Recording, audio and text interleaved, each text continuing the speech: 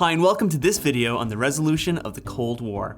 In this video, we'll take a look at the final years of the standoff between the US and the USSR by looking at some key factors, individuals, and events which contributed to the rather sudden demise of the Soviet Union in 1991.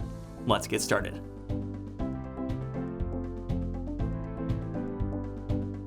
First, here's a quick rundown of the Cold War up to the late 1970s. The Cold War was a long period of tension between the United States and the Soviet Union following the breakdown of relations after World War II. It's generally believed to have begun around 1947 when the US adopted the Truman Doctrine, a policy of containing the spread of Soviet influence around the world. Two large factions were formed around the two superpowers and had something of a stabilizing effect on the region, with both sides not wanting to provoke the other. An even greater deterrent came from nuclear weapons. In 1945, the United States was the world's only nuclear power, but this monopoly came to an end with the successful Russian detonation of an atomic bomb in Kazakhstan. It wasn't long before the second generation of nuclear weapons came into being. The hydrogen bomb was about 700 times more powerful than the devices which devastated Hiroshima and Nagasaki. The first American H-bomb exploded in 1952, and the Russians caught up 3 years later.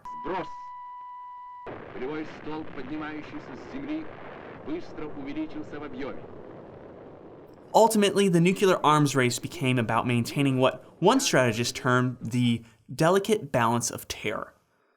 By the 1970s, attempts to ease tensions between the US and Russia led to a series of talks over arms control. The Strategic Arms Limitation Talks, SALT I and SALT II, led to some tentative agreements over limiting nuclear arms and testing. The policy of detente, the relaxing of tensions, began with President Nixon's visit to Moscow in 1971. His successors, Gerald Ford and Jimmy Carter, continued the negotiations over nuclear weapons. Domestically, Carter faced criticism from conservatives who argued for a tougher stance on communism, while internationally a large American military buildup and the Soviet invasion of Afghanistan severely damaged relations. The Soviet intervention in Afghanistan came on December 25, 1979, just a few months after the SALT II negotiations. The Soviet-Afghan War lasted 9 years and proved to be a costly war of attrition in which the Russian 40th Army failed to subdue the Mujahideen fighters rebelling against the Moscow-backed Afghan government. The conflict is sometimes compared to the Vietnam War, as in both cases, the military superpower could not overcome both the hostile terrain and determined enemy. American assistance to the Afghan rebels was funneled in through Pakistan. What had initially been envisioned as a short intervention to prop up a friendly government became an unwinnable nightmare.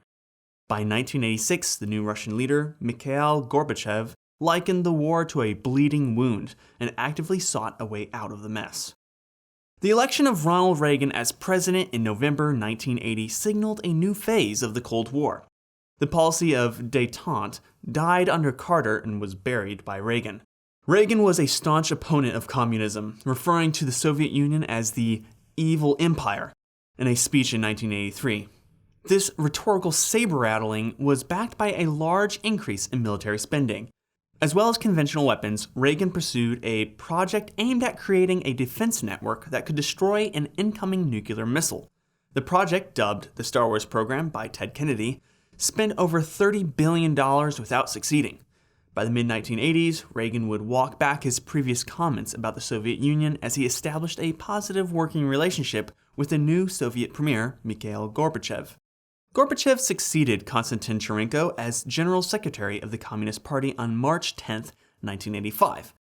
Gorbachev inherited a difficult situation: the war in Afghanistan, the prospect of a renewed arms race with the US, and a stagnant economy. He embarked upon an ambitious plan to reform the Soviet Union from within, his main policies being glasnost and perestroika.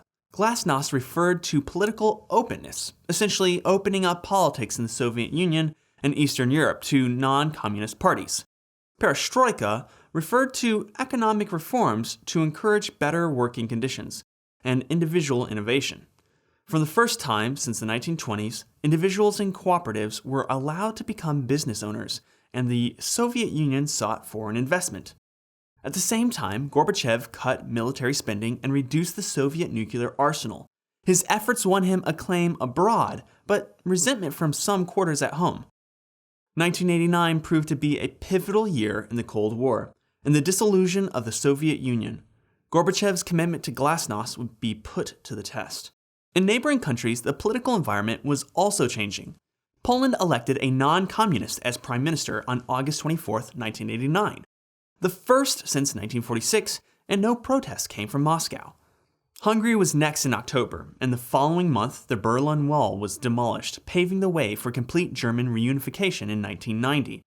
Another peaceful separation came with the Velvet Revolution, which saw Czechoslovakia break away in December. The Velvet Revolution would lead to the Velvet Divorce, an amicable split into the Czech and Slovak republics in 1993. Not every break from communism was peaceful. The Romanian government was overthrown and longtime leader Nicolae Ceausescu and his wife Elena were executed in December 1989.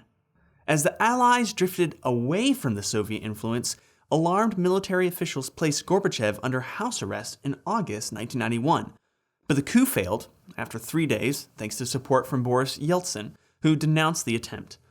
Just a few months later, on Christmas Day 1991, Mikhail Gorbachev announced the dissolution of the Soviet Union and his resignation.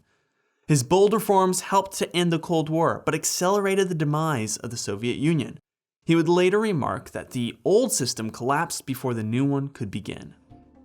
I hope this overview was helpful. Thanks for watching, and happy studying.